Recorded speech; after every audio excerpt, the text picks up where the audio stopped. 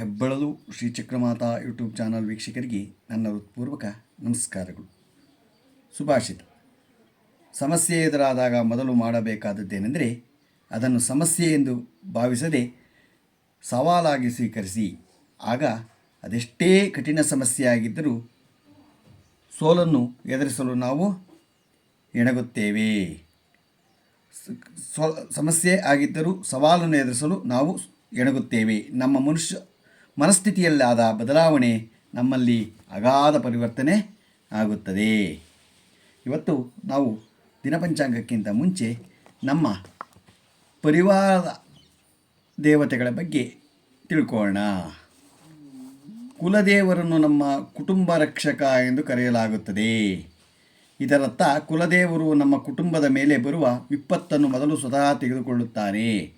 ಹಿಂದೂ ಸಂಪ್ರದಾಯದಲ್ಲಿ ಕುಲದೇವತೆಯು ಕುಟುಂಬದ ರಕ್ಷಕ ದೇವತೆ. ಇದು ಕೇವಲ ಧಾರ್ಮಿಕ ನಂಬಿಕೆಯಲ್ಲ, ಬದಲಾಗಿ ನಮ್ಮ ಪೂರ್ವಜರ ನಂಬಿಕೆ, ಸಂಸ್ಕೃತಿ ಮತ್ತು ಮೌಲ್ಯಗಳನ್ನು ಮುಂದಕ್ಕೆ ಕೊಂಡೊಯ್ಯುವ ಸಾಂಪ್ರದಾಯಿಕವಾಗಿದೆ. ಕುಲದೇವರನ್ನು ಕುಟುಂಬದ ರಕ್ಷಕ ಎಂದು ಪರಿಗಣಿಸಲಾಗುತ್ತದೆ. ಅವರು ಸಂತೋಷ, ಸಮೃದ್ಧಿಯನ್ನು ನೀಡುತ್ತಾರೆ ಮತ್ತು ತೊಂದರೆಗಳಿಂದ ರಕ್ಷಿಸುತ್ತಾರೆ. ಪ್ರತಿಯೊಂದು ಹಿಂದೂ ಕುಟುಂಬವು ಒಂದು ನಿರ್ದಿಷ್ಟ ಕುಟುಂಬ ದೇವತೆ ಹೊಂದಿದ್ದು ಇಡೀ ಕುಲದ ಯೋಗಕ್ಷೇಮ ಅವರನ್ನು ಪೂಜಿಸಲಾಗುತ್ತದೆ. ಮನೆ ದೇವರು ನಮ್ಮ ಪೂರ್ವಜರು ನಮಗೆ ಹೇಳಿಕೊಟ್ಟಂತಹ ಸಂಪ್ರದಾಯದಿಂದ ಬಂದಿದೆ. ನಮ್ಮ ಮನೆ ಹಾಗೂ ನಮ್ಮ ಕುಟುಂಬವನ್ನು ರಕ್ಷಿಸಲು ನಮ್ಮ ಪೂರ್ವಜರು ಅವರಿಗೆ ಇಷ್ಟವಾಗಿರುವ ದೇವರನ್ನು ಆಶ್ರಯಿಸುತ್ತಾರೆ. ಈ ಮನೆ ದೇವರನ್ನು ನಾವು ಪ್ರತಿ ವರ್ಷ ಕನಿಷ್ಠ ಪಕ್ಷವಾದರೂ 6 ತಿಂಗಳಿಗೆ ಒಮ್ಮೆಯಾದರೂ ಭೇಟಿ ಕೊಟ್ಟು ಮನೆದೇವರ ದರ್ಶನವನ್ನು ಮಾಡಿಕೊಂಡು ಬರಬೇಕು. ಇದರಿಂದ ನಮ್ಮ ಕುಟುಂಬಕ್ಕೆ ಮನೆದೇವರ ಆಶೀರ್ವಾದ ಪ್ರಾಪ್ತವಾಗುತ್ತದೆ ಎಂಬ ನಂಬಿಕೆ ಇದೆ. ಇಷ್ಟದೇವರು ನಾವು ಯಾವುದೇ ದೇವಸ್ಥಾನಕ್ಕೆ ಭೇಟಿ ಕೊಟ್ಟಾಗ ಆ ದೇವರ ಮೇಲೆ ನಮಗೆ ನಂಬಿಕೆ ಉಂಟಾಗುತ್ತೆ. ಆದ್ದರಿಂದ ನಾವು ಆ ದೇವರನ್ನು ಇಷ್ಟಪಡುತ್ತೇವೆ.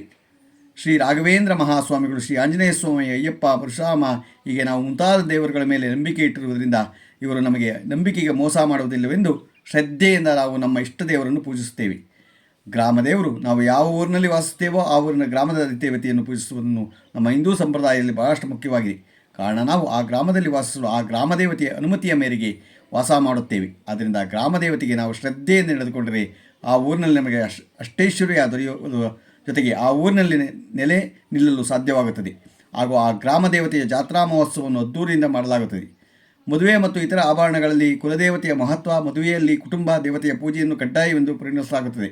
ಮದುವೆಗೆ ಮುನ್ನ ವಧುವರರು ಇಬ್ಬರೂ ತಮ್ಮ ತಮ್ಮ ಕುಲದೇವರುಗಳನ್ನು ಪೂಜಿಸುತ್ತಾರೆ. ಇದರಿಂದ ದಾಂಪತ್ಯ ಜೀವನ ಸಂತೋಷವಾಗಿರುತ್ತದೆ. ಅದೇ ರೀತಿ ಜನರು ಗೃಹಪ್ರವೇಶ ಮತ್ತು ಇತರ ಶುಭ ಸಂದರ್ಭಗಳಲ್ಲಿ ಕುಲದೇವತೆಯನ್ನು ಪೂಜಿಸುವುದರ ಜೊತೆಗೆ ಗ್ರಾಮದೇವರು, ಇಷ್ಟದೇವರು, ಮನೆದೇವರು ಸಹ ಪೂಜಿಸುವ ಸಂಪ್ರದಾಯವಿದೆ. ಈ ದೇವರುಗಳ ಅನುಮತಿ ಇಲ್ಲದೆ ಯಾವುದೇ ಕಾರ್ಯ ನಾವು ಮಾಡಲ್ಲ. ಕುಲದೇವರನ್ನು ವರ್ಷಕ್ಕೆ 2 ಬಾರಿ ಭೇಟಿ ಕೊಟ್ಟು ದರ್ಶನ ಮಾಡಬೇಕು ನಾವು.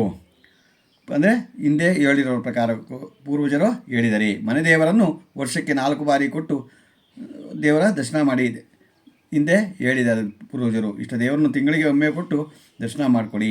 ಗ್ರಾಮದೇವತೆ ಪ್ರತಿನಿತ್ಯ ನೆನೆಸಿಕೊಳ್ಳಿ ಹಾಗೂ ಕನಿಷ್ಠ ವಾರಕ್ಕೊಮ್ಮೆಯಾದರೂ ದರ್ಶನ ಮಾಡಿ. ಗ್ರಾಮದೇವತೆ ನಮ್ಮ ಜೀವನದ ಸಂತೃಪ್ತಿ ಮತ್ತು ನೆಮ್ಮದಿಗಾಗಿ ನಾವು ಪ್ರಾರ್ಥನೆ ಮಾಡ್ಕೋಬೇಕು. ಗೊತ್ತಾಯ್ತಾ?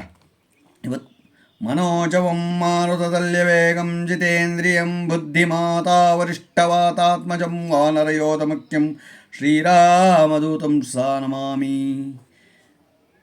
ಇವತ್ತು ನಾವು ಪರಿವಾರ ದೇವತೆಗಳ ಬಗ್ಗೆ ತಿಳ್ಕೊಂಡು ಈಗ ನಾವು ದಿನಪಂಚಾಂಗವನ್ನು ತಿಳ್ಕೊಳ್ಳೋಣ. ದಿನಾಂಕ 15/4/2025 ಮಂಗಳವಾರ. ಶ್ರೀ ವಿಶ್ವಾವಸು ನಾಮ ಸಂವತ್ಸರ, ಉತ್ತರಾಯಣ, ಚೈತ್ರ ಮಾಸ, ವಸಂತ ಋತು, ಕೃಷ್ಣಪಕ್ಷ.